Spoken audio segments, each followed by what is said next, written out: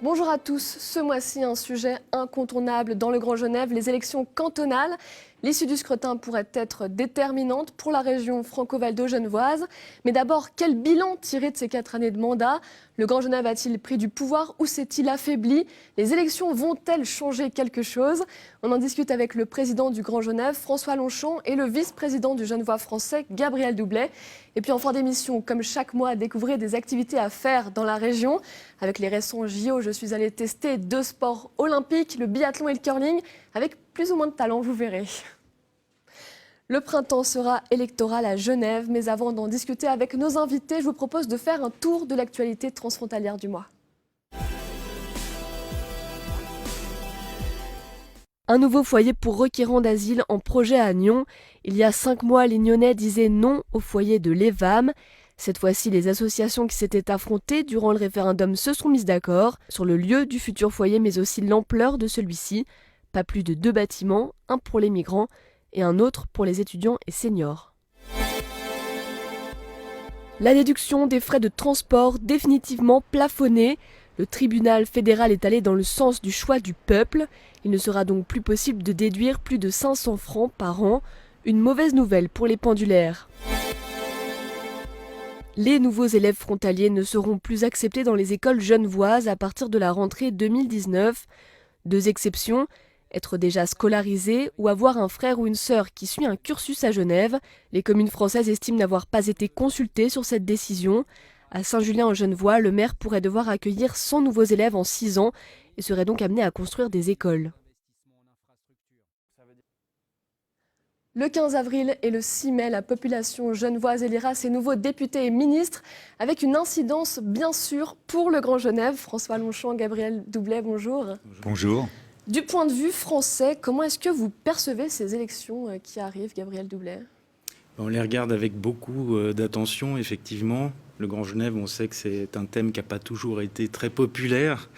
Donc on attend beaucoup, effectivement, de ce scrutin et on espère que les élus qui sortiront de ces urnes auront à cœur de continuer à construire cette belle région.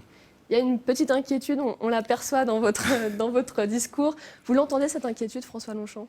Ah oui, bien sûr. Vous savez qu'il y a 4 ans et demi, lors des précédentes élections, le deuxième parti du canton était un parti qui était monomaniaque d'une seule idée. C'était pas le Grand Genève, mais c'était les frontaliers. Ça y ressemblait furieusement. Bon, on a vu qu'au cours de la législature, ce parti avait implosé. La législature avait été très particulière à Genève. Nous avons aujourd'hui 10%, un député sur 10 qui est indépendant. Les partis, notamment les partis extrêmes, se sont totalement divisés, ont totalement implosé. Et évidemment, ces élections qui arrivent vont complètement redistribuer les cartes. On va continuer à en discuter, restez avec nous. On va juste s'intéresser à des candidats au Parlement un peu particuliers. Ils sont au nombre de 6, ils vivent en France. La nouvelle Constitution les autorise à se présenter. Je suis allée faire un tour à leur rencontre à Saint-Julien-en-Genevois. Une grosse entreprise, elle va vouloir la garder sur Genève. Un vert, 2 candidats du centre et une candidate de droite, tous frontaliers et ensemble en campagne. La situation a de quoi étonner. On peut toujours être d'accord, il suffit d'un petit peu de bonne volonté. De toutes les façons, on est tous là pour œuvrer pour le mieux du canton. Et ceux qui sont là, en plus, sont frontaliers, donc ils connaissent bien la problématique. Ouda Katabi vit dans le pays de Gex depuis 20 ans. Elle s'y était installée pour raisons familiales. Il y a quelques années, on était en pleine négociation bilatérale. C'était très bien vu de s'installer en France. Tout allait pour le mieux. Et petit à petit, il y a eu la crise de 2008. Les gens se sont sentis menacés dans leur sphère professionnelle et ça a favorisé la montée de populisme. Moi, je me sens représenter les jeunes. Nathalie Hardine, candidate PLR, vit en Haute-Savoie. Elle siège déjà en tant que suppléante depuis 2016 au Grand Conseil. Je me doutais bien que de temps en temps, certains me l'appelleraient la frontalière au Grand Conseil. Mais en fait, tout se passe très bien et je suis très bien intégrée. Les candidats entendent notamment défendre les Suisses dans leur cas.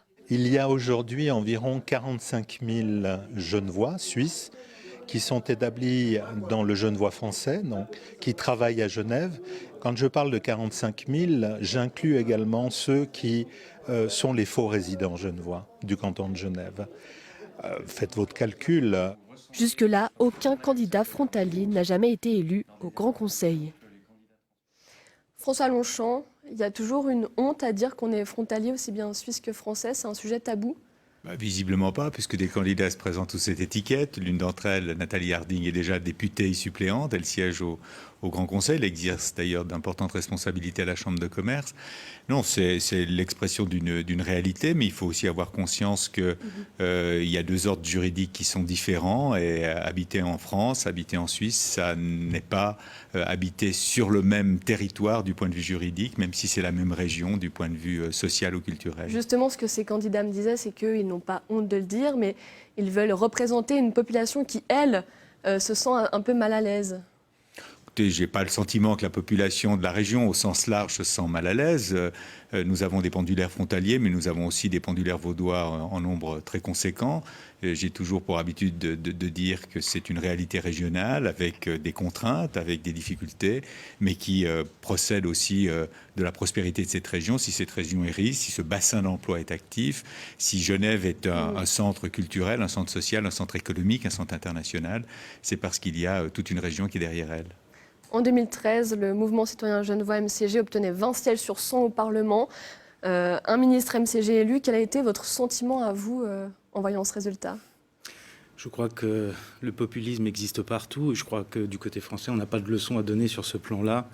C'est un des corollaires du phénomène de la mondialisation et des peurs qu'elle engendre.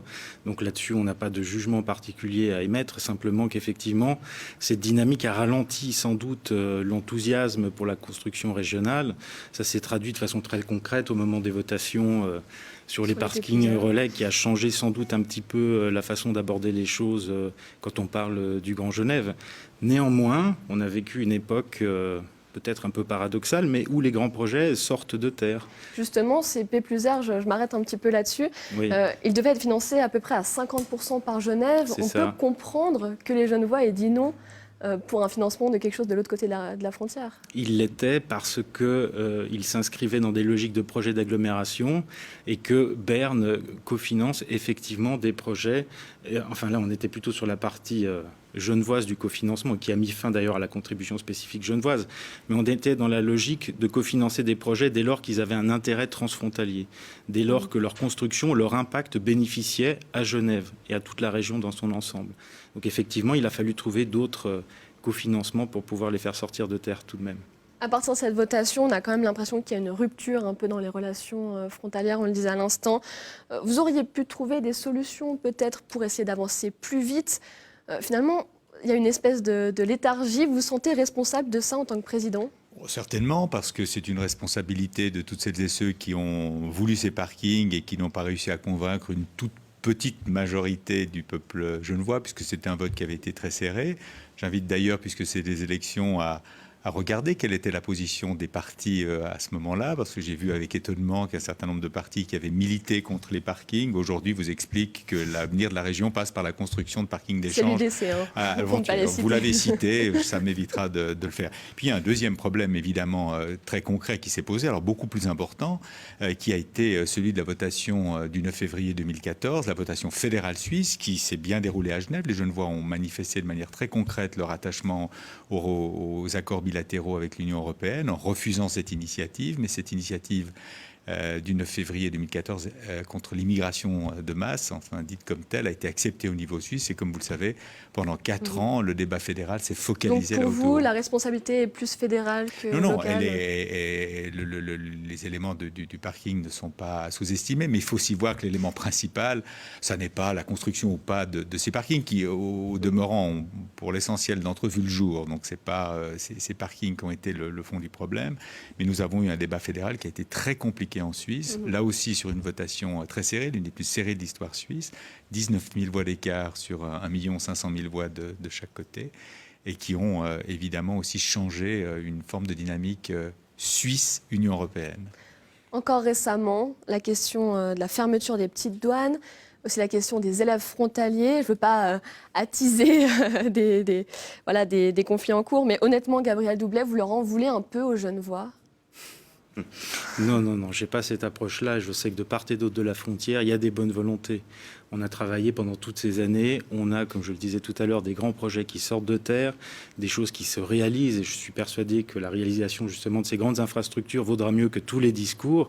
Maintenant, il est vrai qu'il y a un contexte qui n'est pas facile. Le MCG, à certains égards, est peut-être devenu un petit peu le surmoi de la classe politique. Et on espère effectivement du courage politique de la part de ceux qui croient dans le Grand Genève pour contrer ces arguments qui malheureusement ont infusé et fait un peu de dégâts dans l'opinion publique. Mais dans l'ensemble quand même, François Longchamp, Genève prend des décisions, la France doit se dépatouiller un peu avec tout ça de l'autre côté de la frontière.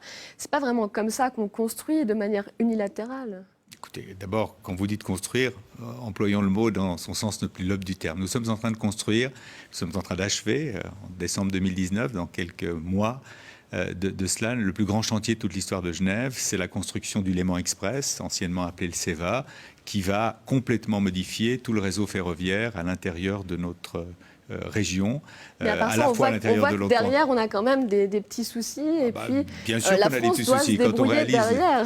Quand on réalise le plus grand chantier de toute l'histoire de notre région, c'est évidemment quelque chose qui impacte considérablement l'aménagement de 5 gares autour de ces lignes. Si on regarde ce qui s'est passé à Genève, c'est tout à fait fort. Toute la réorganisation du quartier des Eaux Vives, du Bachet de Pezay, de la gare de Champel, de Chênebourg.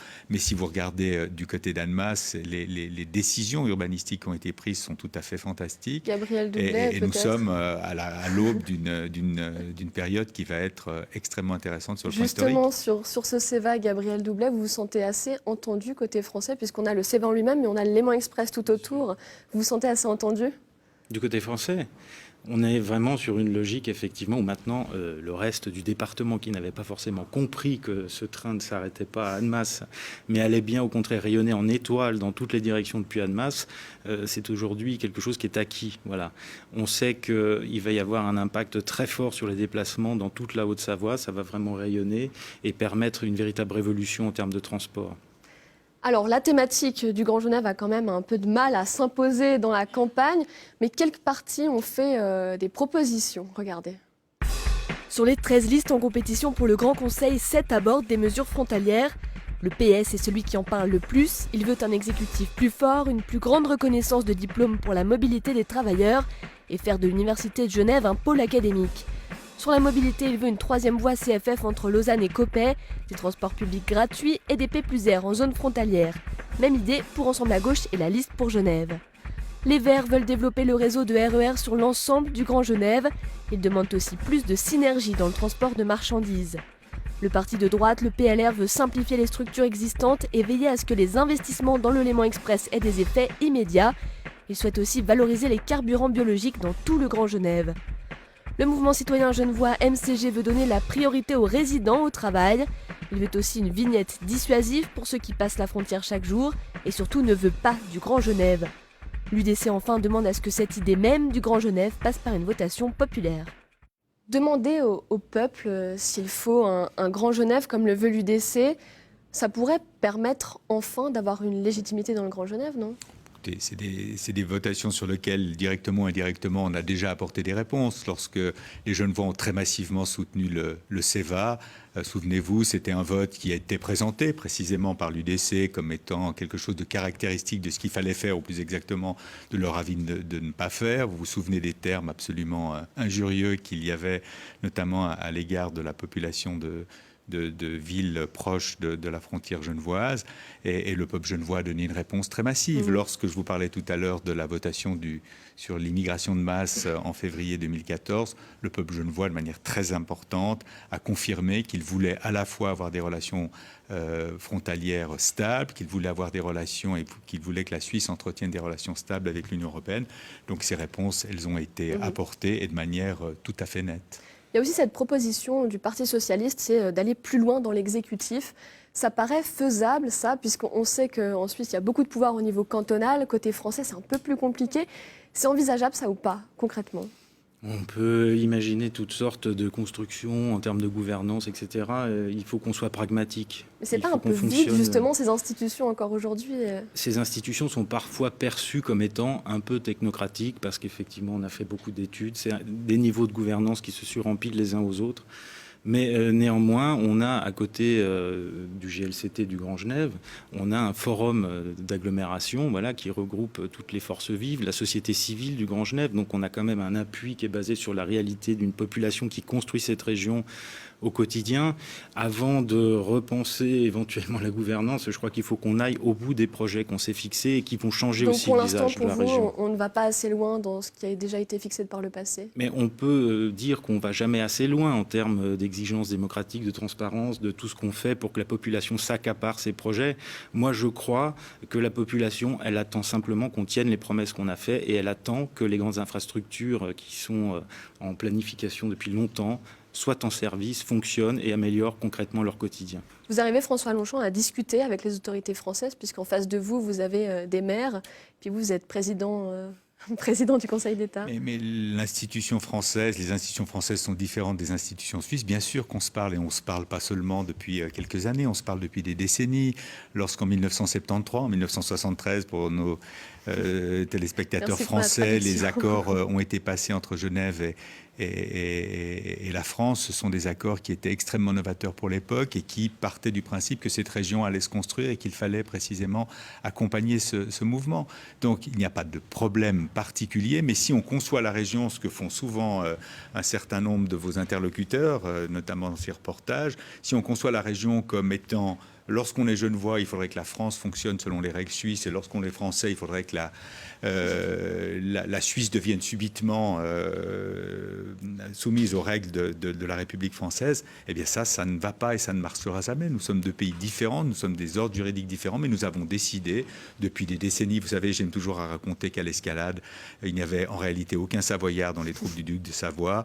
Il avait dû prendre des mercenaires très loin à l'étranger, et puis qu'à l'inverse, tous les gens qui ont défendu Genève étaient pour l'essentiel des gens qui n'y étaient pas nés. En un mot, Gabriel Doublet, pour conclure, comment est-ce qu'on fait pour recréer une émulation après ces élections qui arrivent ? L'émulation, elle viendra d'elle-même. Quand le Léman Express sera en service, quand la prolongation, par exemple, de la ligne de tram 12 sera arrivée à son terme à Annemasse, quand on aura un réseau de transport efficace qui maillera et qui va donner un souffle à cette région, je pense que le Grand Genève pourra, susciter autre chose que du mécontentement. Mais au contraire, sera ce qu'il est, c'est-à-dire un outil de développement, de mieux vivre dans cette région. Bon, on le rappelle, un premier tour des élections à suivre le 15 avril sur les Mans Bleus également. Merci messieurs d'être venus sur le plateau d'Ensemble. Merci.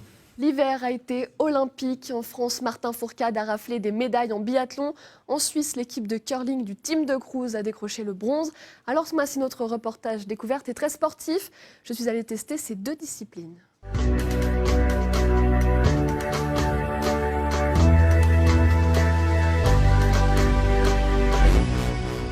Bonjour Alain. Bonjour. On est là sur ce terrain de biathlon ski de fond. On est à la Vatay, tout là-haut, à côté de Mijou en France. Le biathlon, on sort des Jeux Olympiques. Ça attire vraiment de plus en plus de monde, notamment avec des grands champions comme des Martin Fourcade. Ah, tous les enfants veulent faire du biathlon maintenant. C'est incroyable. Ils veulent tous en faire. On ne va pas pouvoir recevoir tout le monde. Il y a de la demande. Ça vient d'où d'ailleurs ce biathlon de façon originelle? Parce que faire du ski et puis ensuite tirer, c'est quand même pas très lié au départ. Au départ, c'est une activité militaire, douanière, etc. C'était ça au départ. Et puis après, on s'est pris au jeu. Moi, je remarque dans les bistrots, par exemple, même les personnes âgées qui sont dans leur bistrot et qui n'aiment pas du tout le ski, regardent le biathlon parce qu'il y a le suspense de savoir s'ils vont tirer dedans ou pas. Donc voilà les skis de skating. Les skis de skating, ils sont tout lisses sur la semelle. On va les utiliser un petit peu comme des patins à glace ou des rollers. On va faire 2-3 exercices d'échauffement.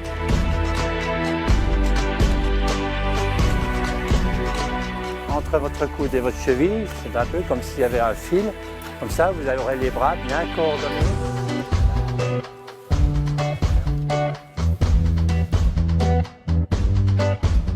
Allez, oh!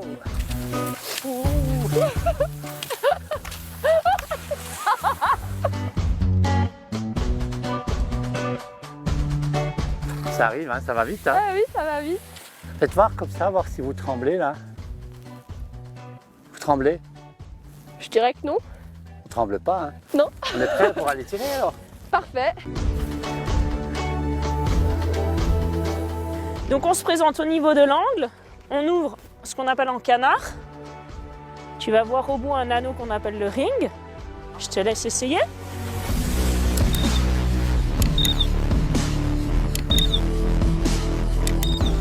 Yes! Eh ben pas mal, un 5 sur 5 pour débuter. Tu te repositionnes à genoux, tu vas récupérer tes bâtons, mettre un pied sur le tapis, extra le deuxième, reculer et tu es prête pour repartir. Qu'est-ce qu'il faut absolument faire quand on est sur une grosse compétition, qu'on arrive pour tirer? Parce qu'il faut allier à la fois le contrôle du souffle, j'imagine, et puis quand même une vitesse sur le reste du parcours. C'est ça, en fait, on a deux disciplines qui sont opposées, qu'on souhaite assembler. On a une discipline qui est plutôt d'endurance, on va faire monter le cardiaque, et une discipline qui va nous demander d'être concentré, reposé, et de faire descendre ce rythme cardiaque. Donc là, ce qu'il va falloir faire en arrivant, tout simplement, c'est arriver à souffler, à pas arriver à fond. Souvent, les biathlètes, quand ils arrivent, ils ont un petit moment où ils patinent sans bâton, ils commencent à faire descendre le rythme cardiaque, ils font leur manipulation pour l'installation au niveau de la carabine, et une fois qu'ils sont sur le tapis, ils travaillent avec leur respiration. Donc ils vont faire des respirations complètes avant de faire des apnées très courtes pour pouvoir tirer simultanément. Là, on est assez proche du tir, hein, de la cible. Dans la vraie réalité, quand on voit aux Jeux Olympiques, par exemple, ils sont très loin aussi. Ça, c'est une difficulté en plus. Voilà, là, ici, on est sur du 10 mètres, d'accord? Et il faut savoir qu'ils tirent à 50 mètres. Donc pour vous donner une idée, c'est comme si vous étiez sur votre tapis et qu'on tirait de l'autre côté de la route, au niveau des arbres. Donc la distance est à peu près 5 fois supérieure. Par contre, les éléments pour viser restent les mêmes. C'est-à-dire qu'on n'a pas quelque chose qui va nous permettre de zoomer. C'est l'œil qui va vraiment travailler à rentrer ces trois cercles les uns dans les autres pour pouvoir les aligner, quoi.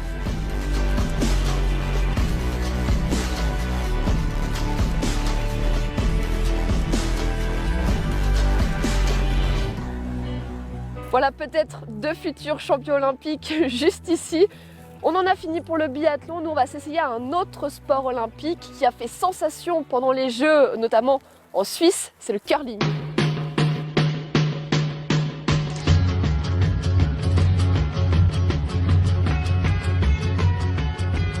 Bonjour Céline, bienvenue au Curling Club de Genève. Merci, bonjour, bonjour Sylvain.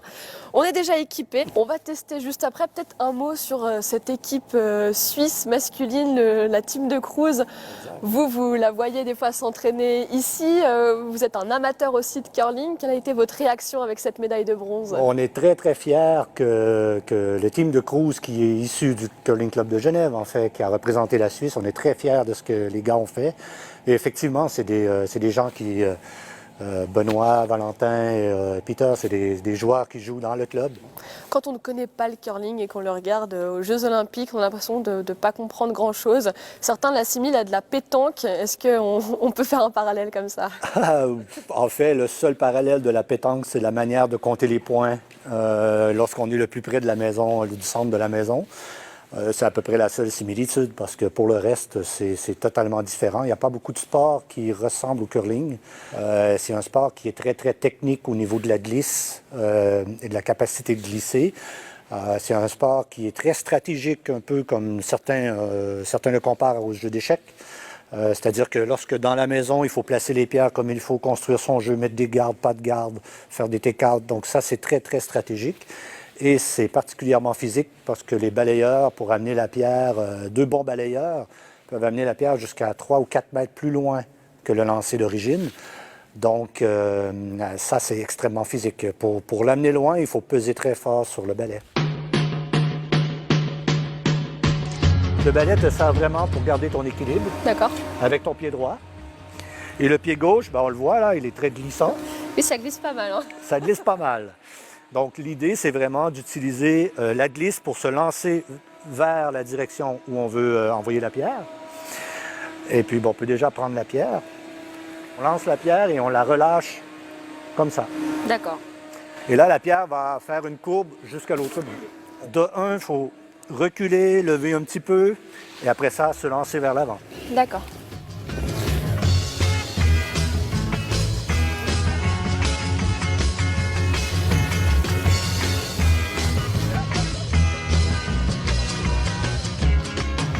C'est moins pire, hein?